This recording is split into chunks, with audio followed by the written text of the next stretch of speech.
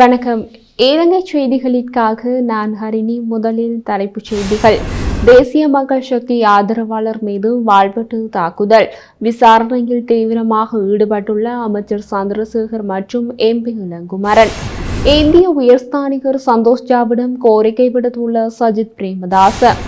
இலங்கையில் அடுத்த 24 மணி நேரத்தில் பேரபாயம், கடும் எச்சரிக்கை. இனி விரிவான செய்திகள்.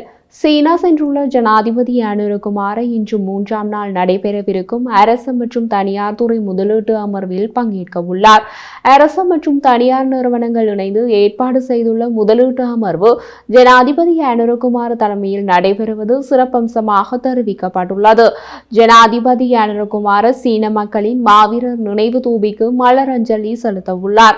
இந்த நிகழ்வுகளில் வெளிவிவகார மற்றும் வெளிநாட்டு வேலைவாய்ப்பு மற்றும் சுற்றுலாத்துறை அமைச்சர் விஜித ஹேரத், போக்குவரத்து நெடுஞ்சாலைகள் துறைமுகங்கள் மற்றும் சிவில் விமான சேவைகள் அமைச்சர் பிமல் ரத்நாயக்க ஆகியோரும் இணைந்து கொள்வார் என்று அறிவிக்கப்பட்டுள்ளது. இலங்கையில் உள்ள 73 பிரதான நீர்த்தேக்கங்களில் 27 நீர்த்தேக்கங்கள் தற்போது கசிவு மட்டத்தை எட்டியுள்ளதாக நீர்ப்பாசன திணைக்களம் தெரிவித்துள்ளது. அடுத்த 24 மணி நேரத்தில் இந்த நீர்த்தேக்கங்களில் இருந்து நீர் வெளியே பாய்ந்து பெரும் வெள்ளப்பெருக்கு ஏற்படலாம் என்று எச்சரித்துள்ளது. அனுராதபுரம் மாவட்டத்தில் உள்ள 10 பிரதான நீர்த்தேக்கங்களில் 7 நீர்மட்டத்தை எட்டியுள்ளதாக நீர் முகாமைத்துவ பிரிவின் பணிப்பாளர் பொறியியலாளர் PSD ஹேரத் தெரிவித்தார். அம்பாறை மாவட்டத்தில் 3 பிரதான நீர்த்தேக்க கசிவுகள் மட்டத்தை எட்டியுள்ளன. அதேவேளை பதுளை மாவட்டத்தில் 7 நீர்த்தேக்கங்கள் 3 நீர்த்தேக்கங்களும் இந்த மட்டத்தை எட்டியுள்ளன. மேலும் மட்டக்களப்பு மாவட்டத்தில் 4 பிரதான நீர்த்தேக்கங்களில் 3 நீர்த்தேக்கங்கள் கசிவு மட்டத்திலும், ஹம்பாந்தோட்டை மாவட்டத்தில் 10 பிரதான நீர்த்தேக்கங்களில் 2 நீர் கசிவு மட்டத்தை எட்டியுள்ளன. யாழ்ப்பாணம் பருத்தித்துறை பகுதியில் தேசிய மக்கள் சக்தி ஆதரவாளர் மீது வாள்வெட்டு தாக்குதல் நடைபெற்றுள்ளது. தேசிய மக்கள் சக்தியின் அமைப்பாளருக்கு தொலைபேசியில் தொடர்பெடுத்த நபர் ஒருவர், நீதானே தேசிய மக்கள் சக்தியின் அமைப்பாளர், கரையோர பகுதிகளில் தேசிய மக்கள் சக்திக்காக வேலை செய்கிறாய், உங்களது இடத்திற்கு வாள்வெட்டு குழு ஒன்று வருகிறது, பார்த்துக்கொள் என்று கூறி அச்சுறுத்திவிட்டு தொடர்பை துண்டித்துள்ளார். சுமார் 10 நிமிடத்தில் மோட்டார் சைக்கிளில் வருகை தந்த வாள்வெட்டு குழு அங்கிருந்தவர்களை துரத்தி வாள்களால் சரமாரியாக வெட்டியுள்ளனர். இந்த தாக்குதலில் தேசிய மக்கள் சக்தியின் அமைப்பாளரின் சகோதரன் உட்பட 2 வாள்வெட்டுக்கு இலக்காகி பருத்தித்துறை ஆதார வைத்தியசாலையில் அனுமதிக்கப்பட்டுள்ளனர். இதனை அடுத்து சம்பவ இடத்திற்கு கடற்றொழில் அமைச்சர் சந்திரசேகர் மற்றும் தேசிய மக்கள் சக்தியின் நாடாளுமன்ற உறுப்பினர் இளங்குமரன் ஆகியோர் விஜயம் மேற்கொண்டு விடயங்களை ஆராய்ந்த பின்னர் பருத்தித்துறை காவல் நிலையம் சென்று பொறுப்பதிகாரியுடன் இது தொடர்பில் கலந்துரையாடியுள்ளனர்.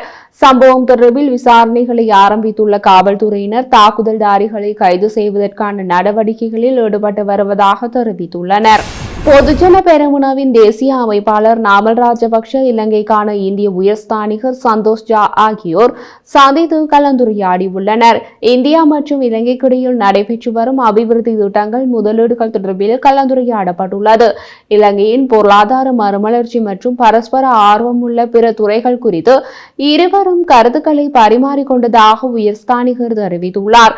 இரு நாடுகளுக்கும் இடையே பல ஆண்டுகளாக நிலவும் வலுவான உறவை தொடர்ந்தும் பராமரிப்பது குறித்து விவாதித்ததாக நாமல் ராஜபக்ஷ தனது முகநூல் பதிவில் பதிவிட்டுள்ளமை குறிப்பிடத்தக்கது.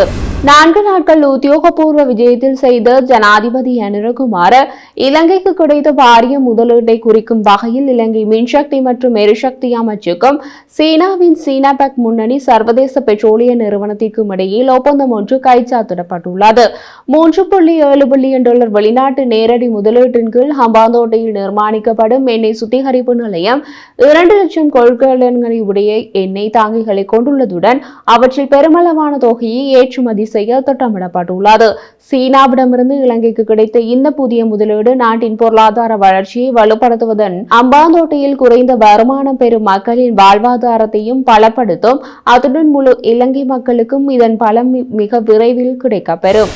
அண்மையில் கொழும்பில் உள்ள இந்திய உயர்ஸ்தானிக காரியாலயத்தில் இலங்கைக்கான இந்திய உயர்ஸ்தானிகர் சந்தோஷ் ஜா மற்றும் எதிர்க்கட்சி தலைவர் சஜித் பிரேமதாச ஆகியோருக்கு இடையிலான விசேட சந்திப்பொன்று நடைபெற்றுள்ளது. இலங்கையில் உறவுகளை வலுப்படுத்தும் மற்றும் அரசியல் முன்னேற்றங்கள் குறித்து கலந்துரையாடப்பட்டது. அண்டை நாடு என்ற வகையில் பல தசாப்தங்களாக இந்திய அரசாங்கம் இலங்கைக்கு வழங்கிய ஆதரவிற்கு சஜித் பிரேமதாச தனது நன்றியை தெரிவித்தார். நமது நாட்டில் நிலவும் பொருளாதார நெருக்கடியை வெற்றி கொண்டு வங்குரோத்து நிலையிலிருந்து மீள்வதற்கு தேவையான ஆதரவை தொடர்ந்து வழங்குமாறும் இந்திய உயர்ஸ்தானிகரிடம் அவர் கோரிக்கை விடுத்ததாக தெரிவிக்கப்படுகிறது. குற்றப்புலனாய்வு திணைக்களத்தினர் இன்று நீதிமன்றத்திற்கு ஜனாதிபதி செயலகத்திற்கு சொந்தமான 29 வாகனங்கள் காணாமல் போனமை தொடர்பில் விசாரணையை ஆரம்பிக்குமாறு அறிவுறுத்தியுள்ளனர். கோட்டை நீதவான் நீதிமன்றில் நகர்த்தல் பத்திரம் ஒன்றை தாக்கல் செய்து குற்றப்புலனாய்வு திணைக்களம் சமர்ப்பணங்களை முன்வைத்துள்ளதாக தகவல் வெளியாகியுள்ளது. ஜனாதிபதி செயலகத்திலிருந்து கிடைக்கப்பெற்ற முறைப்பாட்டுக்கு அமைய குறித்த விடயம் தொடர்பில் விசாரணைகள் முன்னெடுக்கப்படுகின்றன. இடைக்கால தடை உத்தரவு முன்னாள் அமைச்சர் டிரான் அலஸ் உள்ளிட்டவர்களை கைது செய்வதற்கு பிறப்பிக்கப்பட்டுள்ளது.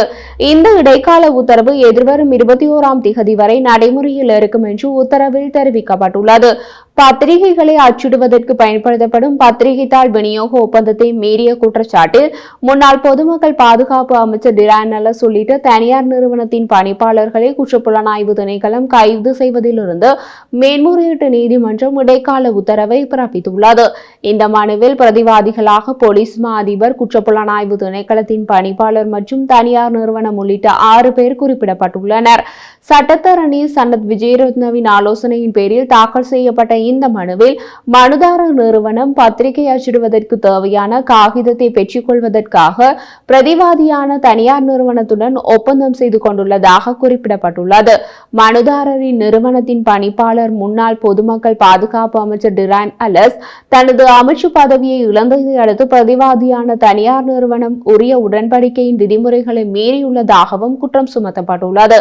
பின்னர் இந்த சம்பவம் தொடர்பாக எதிர்த்தரப்பு நிறுவனம் போலீசில் முறைப்பாடு செய்ததாகவும் மனுவில் கூறப்பட்டுள்ளது. இந்த நிலையில் மனுதாரர் நிறுவனத்தின் பணிப்பாளர்கள் கைது செய்யப்படும் அபாயம் உள்ளதால் அவர்களை கைது செய்ய இடைக்கால உத்தரவு பிறப்பிக்க வேண்டும் என மனுவில் கோரப்பட்டிருந்தது.